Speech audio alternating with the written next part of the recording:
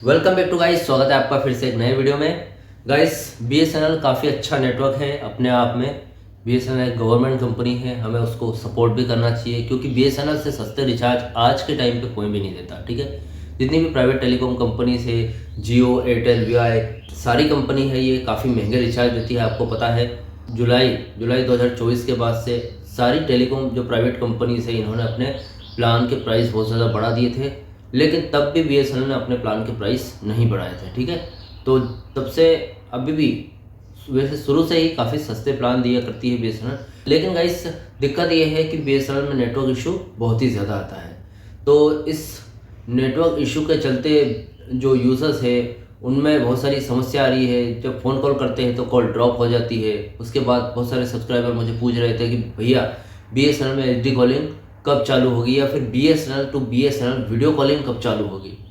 और जिनको वोल्टी आता है वो तो ठीक है, अच्छा चल रहा है, जिनको इंटरनेट आता है वो भी अच्छा चल रहा है, लेकिन गाइस बहुत सारे लोगों के एरिया में अभी भी वोल्टी लॉन्च नहीं हुआ है, या फिर इंटरनेट ठीक से काम ही नहीं करता है। ठीक है, और 4G से 2G पर शिफ्ट हो रहा है। तो ऐसी इस प्रकार की बहुत सारी नेटवर्क समस्याएं बीएसएनएल में देखने को मिल रही है। ठीक है, तो यूज़र्स हो चुके हैं परेशान।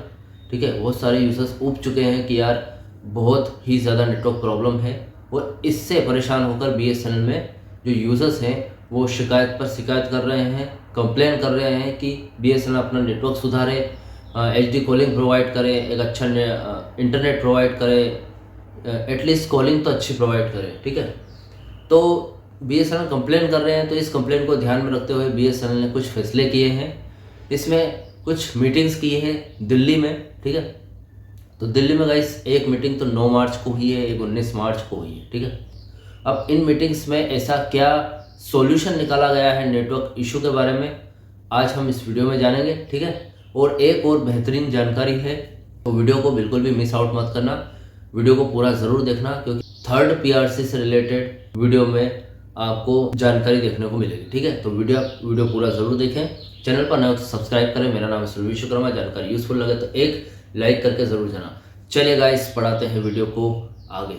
तो देखिए गाइस, पहले बात कर लेते हैं नेटवर्क इशू की, और बाद में आपको बताऊंगा थर्ड पीआरसी के बारे में जानकारी। ठीक है, तो गाइस देखिए, एक 9 मार्च को हुई है बैठक, जिसमें बताया गया है, जिसमें बोला गया है नेटवर्क इशू के बारे में। ठीक है, चर्चा हुई है कि जितनी भी नेटवर्क समस्या आ रही है, वो भले कॉलिंग से रिलेटेड हो, या फिर इंटरनेट से रिलेटेड हो, 4G से रिलेटेड हो, 5G से रिलेटेड हो, या फिर 3G 2G, जितने भी बीएसएनएल में अब के टाइम में जितने भी नेटवर्क वर्क कर रहे हैं, उनसे रिलेटेड जितनी भी नेटवर्क इशू है वो कैसे सॉल्व करें या क्या करें, इसके बारे में चर्चा हुई थी। ठीक है, अब 19 मार्च को जो बैठक हुई है दिल्ली में, उसमें गाइस जो नेटवर्क इशू है इसका समाधान निकाला गया है कि हाँ, हमें क्या करना चाहिए नेटवर्क इशू को कम करने के लिए। जैसे कि बोल रहे हैं कि जो टावर का जो वर्क है, 4G टावर कम लगे हैं अभी, मतलब समथिंग 75,000 टावर लग के रेडी हो गए हैं, जिनमें से 25,000 जो टावर रह गए हैं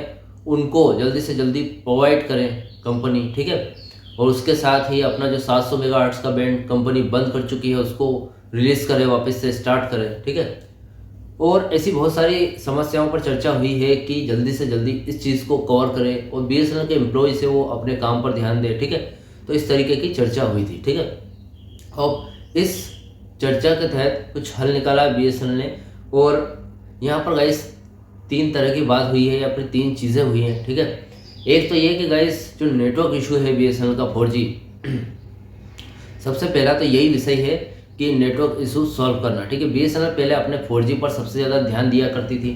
ठीक है, 4G पर बहुत ही ज़्यादा ध्यान दिया करती थी, फोकस ज़्यादा 4G पर ही रहता था कि 4G को जल्द से जल्द पूरे पैन इंडिया में प्रोवाइड किया जाए। लेकिन अब बीएसएनएल को नेटवर्क इशू पर भी ध्यान देना होगा। ठीक है, तो फर्स्ट तो ये है कि नेटवर्क इशू पर ज़्यादा फोकस कर रही है अब बीएसएनएल।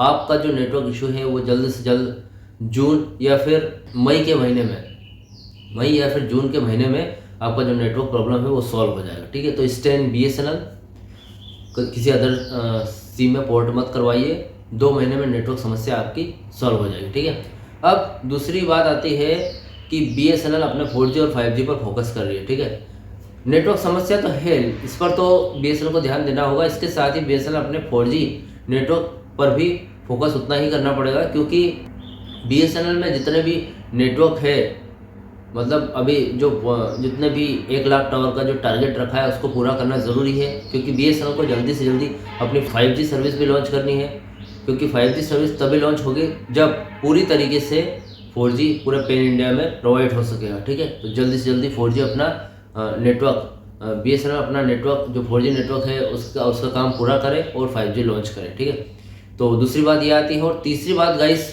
जो सबसे अहम है इस वीडियो में, जैसा कि मैंने वीडियो को पहले बताया था कि मैं वीडियो के आखिर में ये बात बताऊंगा, जो थर्ड PRC से रिलेटेड अगर आप इस वीडियो को देख रहे हैं, कोई एम्प्लॉय देख रहा है और आप थर्ड PRC का वेट कर रहे हैं, तो आपको वेट करने की कोई ज़रूरत नहीं है। ठीक है, जून 2025 के बाद आपको थर्ड PRC लागू हो सकती है।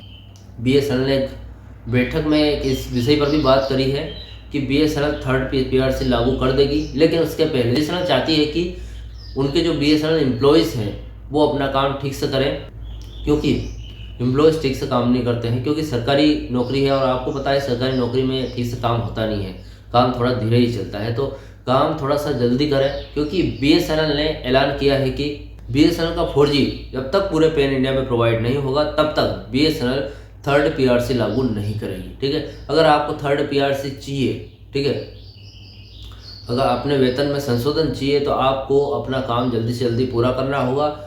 4G के जो 1 लाख टावर का लक्ष्य है उसको पूरा करना पड़ेगा। ठीक है, क्योंकि BSNL चाहती है कि 4G फटाफट से 4G की जो प्रोवाइड करने की जो लक्ष्य है उसका 1 लाख टावर का वो पूरा हो और 5G जल्दी से जल्दी लॉन्च कर दे BSNL। ठीक है, तो भैया आपको एक ये तीसरी अपडेट ये थी कि BSNL थर्ड PRC जल्दी लागू करने वाली है। ठीक है, जितनी भी अपडेट्स थी मैंने इस वीडियो में आपको कवर कर दी है। इससे रिलेटेड अगर आपकी ओपिनियन है कि BSNL को थर्ड PRC लागू करनी चाहिए या नहीं, नेटवर्क इशू BSNL में कब तक सॉल्व होगा, आप अपनी ओपिनियन दे सकते हैं कमेंट बॉक्स में। ठीक है, आपकी ओपिनियन मेरे लिए बहुत ही ज़्यादा ज़रूरी है, मेरे सब्सक्राइबर की ओपिनियंस। ठीक है, और चैनल पर नए हो तो सब्सक्राइब करें, वीडियो अगर अच्छी लगे तो वीडियो को लाइक कमेंट से ज़रूर कर देना।